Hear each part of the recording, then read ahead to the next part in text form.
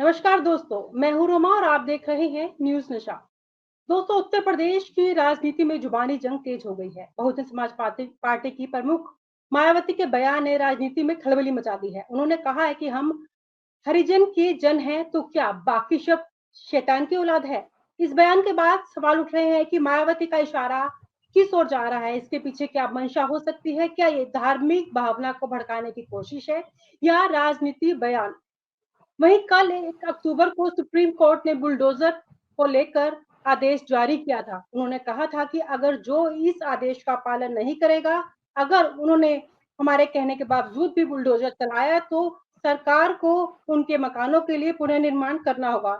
इस फैसले पे कानून व्यवस्था क्या सवाल कहती है और आम जनता इसको कैसे समझती है, इस पर और अधिक जानकारी लेने के लिए हमारे साथ मौजूद है इस समय राजकुमार यादव जी। राजकुमार जी, स्वागत है आपका। नमस्कार। नमस्कार। हुँ। आखिर जी, बुलडोज़र का मामला क्या है? बुलडोज़र का इस्तेमाल अपने विरोधियों के लिए ही किया जा रहा है या फिर कुछ और मंशा है इसके पीछे?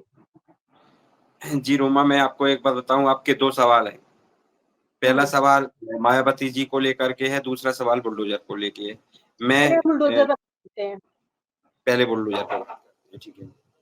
तो मैं आपको बताऊँ कि अभी लगातार जो उत्तर प्रदेश में बुलडोज़र हुँ, चल रहा है, हुँ, लेकिन मैं ये बताना चाहूँगा आपको कि बुलडोज़र जो है, सीन पहचान, जान पहचान करके चल रहा है।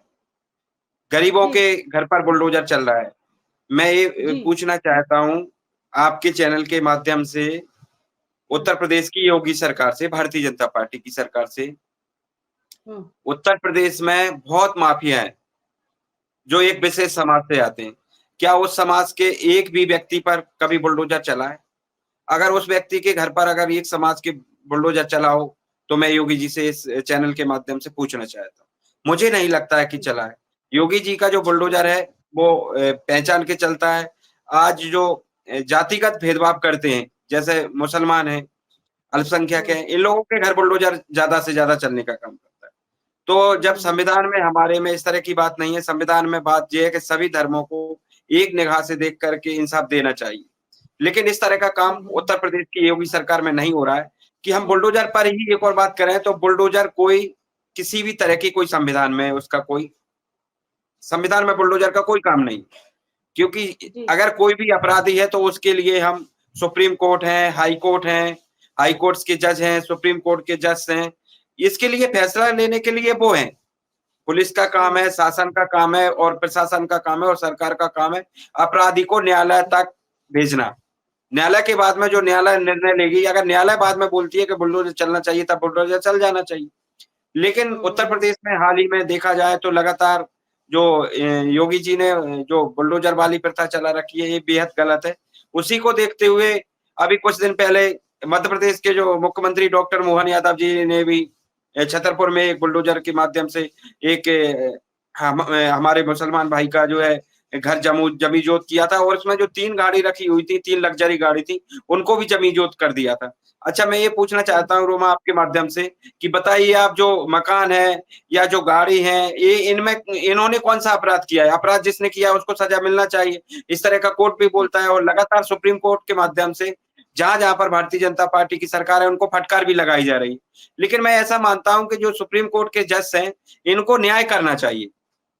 जैसे ये फटकार लगा देते हैं कि भारतीय जनता पार्टी की उत्तर प्रदेश की सरकार को फटकार लगाई, मध्य प्रदेश की सरकार को फटकार लगाई। तो इतना मैं ये चाहता हूँ कि न्याय देखो, एक और बात क्या है कि न्याय के बारे में बोला गया और न्याय हुआ। मैं ऐसे में 2 अंतर समझता हूँ कि जहाँ तक सुप्रीम कोर्ट है, बोल तो देता है कि बुलडोज़र नहीं चलना चाहिए, बुलडोज़र अवैध है, लेकिन फिर रोमा क्यों चल जाता है? तो मैं हुँ, हुँ, हुँ। पूछना चाहता हूँ ना मैं जो है सभी हमारे कमी आमजन से रहती भी है, आपकी जी। ओर से क्या दिखता है, कहाँ कमी रह जाती है? सरकार इसका पालन क्यों नहीं नहीं, करती है? मैं बता रहा हूँ आपको जो कि जो सुप्रीम कोर्ट के जज हैं, हुँ, इनके लिए सामने आकर के इंसाफ करना होगा, सिर्फ़ बात नहीं करनी होगी। आपने देखा होगा जो इलेक्टोरल बॉन्ड है, उसमें इन्होंने बोला एक पूरा वो कर दिया, चिट्ठा खोल दिया कि इस तरह हुआ है, लेकिन उसमें इंसाफ तो नहीं मिला ना। तो मेरा यही यहाँ की हमारी जो देश की न्यायालय हैं, इनसे मेरा यही निवेदन है कि आप जो है न्याय करें। मैं आपसे न्याय की उम्मीद करता हूँ कि आप लोग न्याय करें जिससे कि गरीब को इंसाफ मिल सके। जीरो। चलिए, बुलडोजर पर तो चर्चा हो गया, मायावती की तरफ रुख करते हैं हम। मायावती का हम हरि के जन हैं वाला बयान के धार्मिक भावनाओं का अपमान है या फिर ये केवल चुनावी रणनीति का हिस्सा है? इस बयान पर आप क्या कहना चाहेंगे मायावती के? जी, मैं आपको बता दूँ कि आपको मैं एक जानकारी के लिए एक बेहद महत्वपूर्ण जानकारी बता देता हूँ, कि आपको जानकारी होगी जो मायावती हैं प्राइमरी हुँ, टीचर थी। प्राथमिक विद्यालय में वो गवर्नमेंट टीचर थी और वो आईएएस की तैयारी कर रही थी और ये दिल्ली की बात है।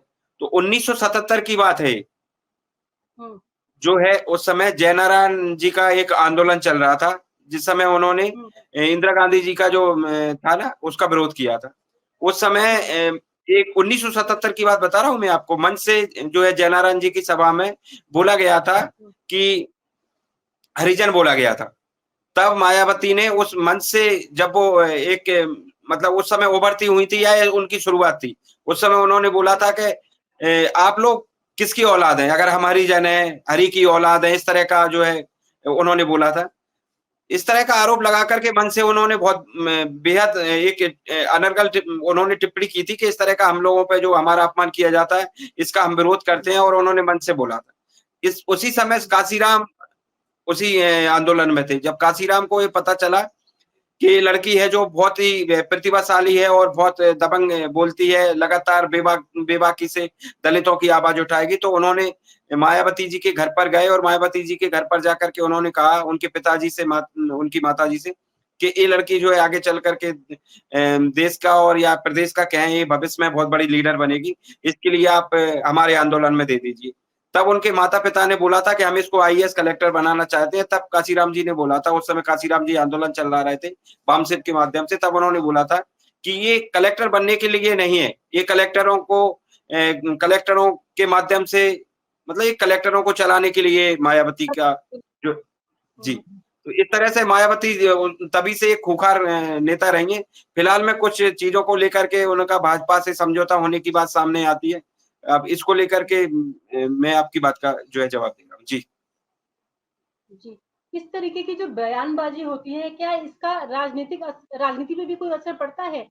कुछ निकल के आती हैं बातें? जी, मैं आपको बताऊँ हुँ, कि दलित समाज को ओबीसी, हुँ, एससी, एसटी इस तरह की जो है बात सभी लोगों को रखना चाहिए।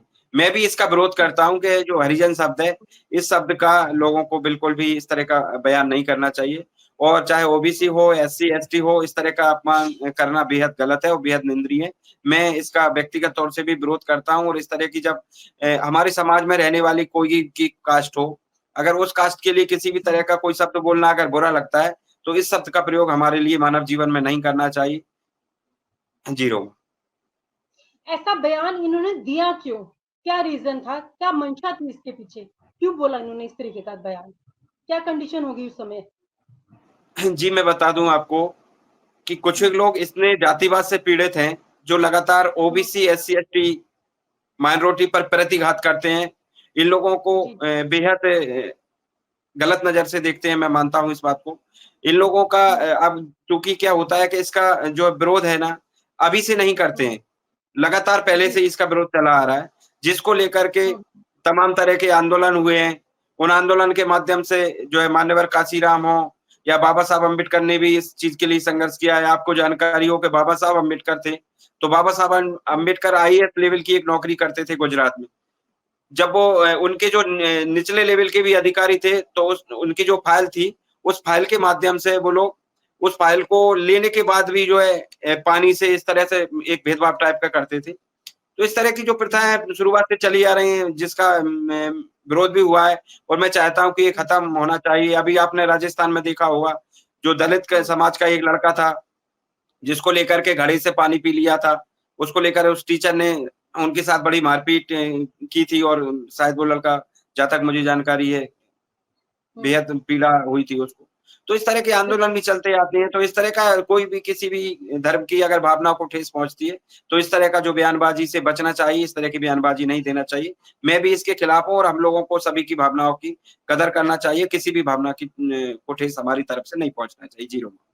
क्योंकि वो एक अच्छी लीडर है, तो उनको कुछ भी बयानबाज़ी सोच समझ कर करनी चाहिए ताकि सामने वाले को इसका बुरा ना लगे। दोस्तों, आज हमने यह समझने की कोशिश की कि सुप्रीम कोर्ट का यह आदेश केवल कानूनी पहलू नहीं, बल्कि एक सामाजिक और राजनीतिक मुद्दा भी है। और आज हमारे साथ जुड़ने के लिए आपका बहुत-बहुत शुक्रिया। नमस्कार, राजकुमार यादव जी। नमस्कार। और आप हमसे जुड़े रहने के लिए सब्सक्राइब करें YouTube पर, फॉलो करें Twitter पर और लाइक करें Facebook पर। और ज्यादा जानकारी के लिए आपको टाइप करना होगा सिर्फ न्यूज़ नशा।